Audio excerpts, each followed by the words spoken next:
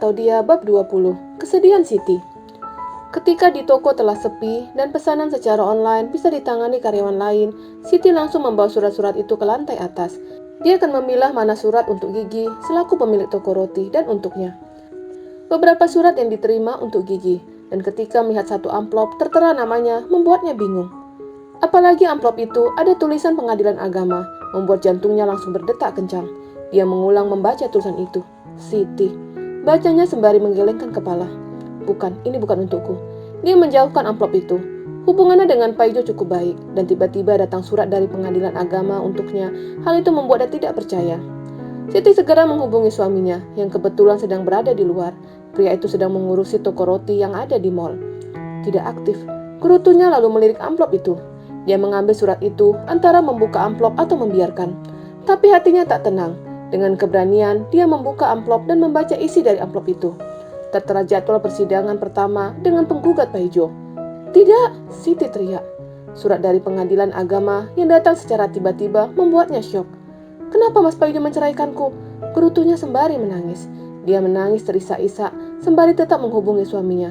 Tapi ponsel Paijo sengaja tidak diaktifkan. Karena dia tahu Siti akan menghubunginya dan menanyakan tentang gugatan itu. 1 jam berlalu dan ponsel Paijo belum juga aktif. Bahkan sampai sore, ponsel Paijo masih dalam keadaan tidak aktif. Siti berniat menghubungi Gigi, tapi dia tidak ingin mengganggu sahabatnya dengan masalahnya.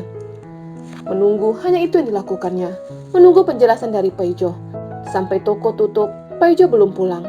Dan pulang ketika jam 11 malam. Apa ini Mas? Tanyanya sembari menunjuk surat dari pengadilan agama. Paijo berlalu begitu saja. Dia tidak bisa menjelaskan ke istrinya tentang gugatan yang dibuatnya. Mas, apa ini? Siti menarik lengan suaminya. Gugatan dariku, sahutnya pelan. Kenapa Mas? Kenapa Mas menceraikanku? Kita saling mencintai bukan? Paijo hanya menundukkan kepalanya. Dia tak berani menatap istrinya. Apa salahku Mas? Tanyanya sembari menangis. Kita sudah menikah lama. Tiba-tiba Mas menggugatku. Jika aku salah, tolong beritahu. Jangan langsung menggugatku. Paijo hanya diam dan diam. Mas, ngomong. Jangan diam saja. Aku butuh penjelasan. Serunya dengan intonasi tinggi. Mas, Paijo terbata-bata. Apa? Mas telah selingkuh. Apa? Siti langsung terduduk di sofa. Jawaban suaminya membuatnya syok. Dia tidak menyangka jika suaminya mengkhianatinya. Mas tidak ingin menyakitimu. Siti langsung bangkit. Lalu ini apa? Teriaknya marah dan memukuli badan suaminya. Kamu sudah menyakitiku, Mas. Aku tidak minta apapun darimu. Tapi apa yang kamu berikan kepadaku? Pengkhianatan. Siti menangis terisak-isak. Dadanya serasa sesak. Pengakuan suaminya membuatnya benar-benar hancur. Paijo langsung ke kamar dan menyusun semua pakaiannya. Sedangkan Siti hanya terduduk sembari menangis. Maafkan, Mas. Mas tidak pernah berselingkuh. Mas sangat mencintaimu. Rumah tangga bukan hanya cinta, tapi keturunan. Mas mandul. Paijo bergumam dalam hatinya sembari menangis. Dia tidak sanggup berpisah dari Siti, tapi dia merasa tertekan dengan keinginan istrinya yang ingin memiliki keturunan. Awalnya dia menutupi semuanya dari Siti, tapi lama-lama dia merasa kasihan dengan istrinya. Siti selalu menyajikan makanan untuk kesuburan. Semua cara telah dilakukan istrinya, tapi toh kenyataannya dia mandul. Bisa saja dia mengatakan dengan jujur tentang dirinya yang mandul, tapi itu pasti akan membuat istrinya sakit. Maka dia mengambil keputusan untuk menceraikan istrinya.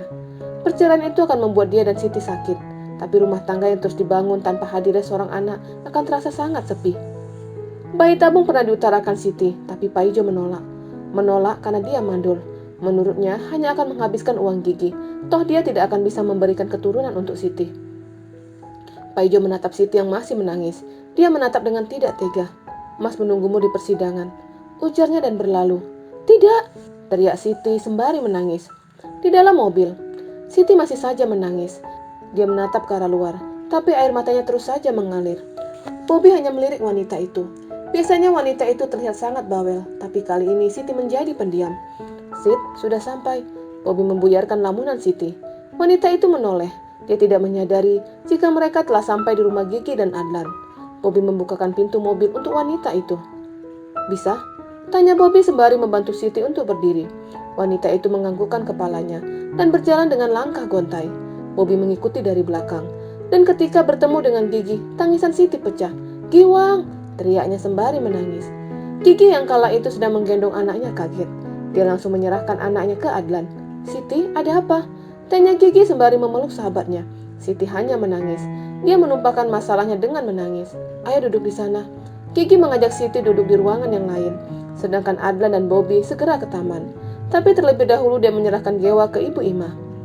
"Apa motifnya menceraikan Siti?" tanya Adlan. Dia menyebutkan di surat gugatan kalau dia berselingkuh dan tidak mencintai istrinya. Tapi masalahnya bukan itu. Dia tidak pernah berselingkuh, jelas Bobby. "Lalu?" Adlan semakin penasaran. Dia mandul. Dia mengaku itu ke Rose, tapi dia meminta Rose untuk tidak mengatakan yang sebenarnya. Sungguh kasihan. Adlan turut prihatin dengan masalah yang dihadapi Siti dan Paijo. Mandul adalah masalah yang sangat serius, apalagi untuk seorang laki-laki. Tidak bisa memberikan keturunan, pastinya akan merasa tidak berguna. "Mas Paijo menceraikanku," ujar Siti menangis. "Apa?" Gigi kaget mendengar penuturan sahabatnya. "Kenapa Mas Paijo menceraikanmu? Bukannya kalian saling mencintai?" tanya Gigi lagi. "Dia tidak mencintaiku, dia selingkuh dariku." Tangisan Siti kembali pecah. "Tenang Siti, aku akan bicara dengan Mas Paijo. Kamu di sini saja. Gunakan kamar yang sering kamu gunakan." Gigi membawa Siti untuk beristirahat. Setelah itu dia menemui suaminya, dan terdengarlah pembicaraan antara Bobby dan suaminya. "Jadi Mas Paijo menunjuk kalian untuk menjadi pengacara kasus perceraiannya?" Gigi marah. "Kami tidak tahu sama sekali," saut Adlan. "Aku baru tahu tadi, ketika berada di persidangan," timpal Bobby. "Lalu apa penyebabnya?" tanya Gigi lagi. Adlan dan Bobby saling bertukar pandang. Mereka tahu apa penyebab Paijo mengajukan gugatan, tapi itu adalah rahasia mereka sebagai pengacara yang tidak bisa diberitahukan kepada siapapun, termasuk Gigi. "Selingkuh," saut Adlan. Dia tidak mau menyebutkan masalah yang sebenarnya, karena Paijo hanya mengatakan secara lisan kepada Rose, tapi untuk perkara hanya tertera selingkuh dan tidak mencintai. "Aku mau bertemu dengan Mas Paijo." Adlan segera beranjak dari kursi yang ada di taman. Begitupun Bobby ikut beranjak. "Bob, jangan pergi. Jaga Siti," tita Gigi. "Tapi aku..." Dia berencana ingin mengunjungi Yayu di mall. Kebetulan telah tiba waktu makan siang, dan rencananya dia akan membawakan makan siang untuk gadis pujaannya. Tapi karena Siti sedang depresi, maka rencananya akan dilakukan lain waktu. Gigi dan Adlan segera keluar dari rumah. Mereka tahu di mana menemukan Paijo, yaitu di mall. "Mas, aku mau bicara denganmu," ujar Gigi melalui ponselnya. "Iya Wang, Mas tunggu kamu di warung makan nasi Jawa yang ada di lantai 1, sahutnya. Walaupun dia telah tinggal di kota dan memiliki penghasilan lumayan besar, tapi Paijo tetap mencintai kuliner Jawa. Kebiasaan itu tidak bisa ditinggalkan begitu saja. Ketika sampai di mall, Gigi langsung mencari keberadaan Paijo di warung makan nasi Jawa. Dia dapat melihat Paijo sedang duduk sembari menatap ponsel. Pria itu sedang menatap foto istrinya. "Mas," ujar Gigi. Paijo langsung menoleh dan mempersilahkan Gigi dan Adlan untuk duduk. "Mau pesan apa?" tanya Paijo.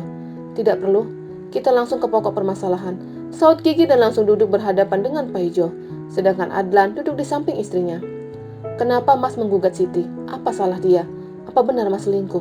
tanya Gigi tanpa jeda. Paijo menghela napasnya cukup panjang. "Mas tidak mencintainya lagi," sautnya bohong. "Ya Tuhan," Gigi mendengus kesal sembari menggelengkan kepala. "Sejak kapan Mas berselingkuh?"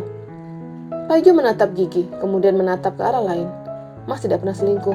Sudah lama," sahutnya bohong sembari melirik Adlan.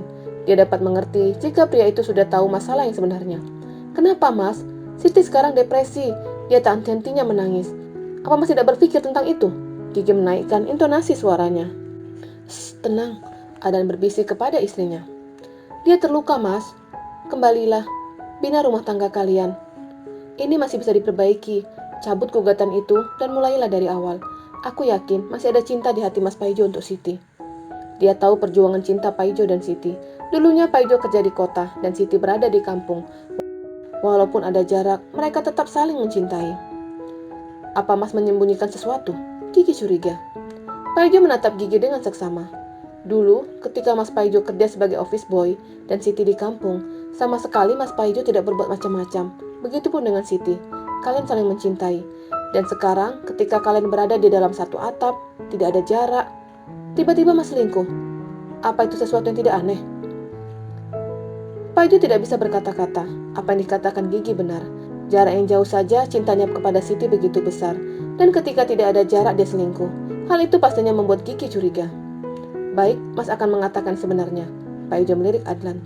"Jika kamu dan suamimu berada di posisi Mas dan Siti, menikah sudah sangat lama dan tidak diberi keturunan, apa yang akan kamu lakukan?" tanya Paijo. "Mas, langsung ke intinya saja. Jangan memberikan pertanyaan balik ke kami," sela Gigi. Paijo menghembuskan nafasnya secara kasar. Mas mandul. Gigi langsung membulatkan mulutnya. Mas, jangan bercanda. Itu benar, Mas mandul. Siti tidak tahu tentang ini. Gigi langsung terdiam dan melirik ke arah suaminya. Mas bisa membicarakan ini dengan Siti, mencari solusi dari masalah ini. Paijo menggelengkan kepalanya.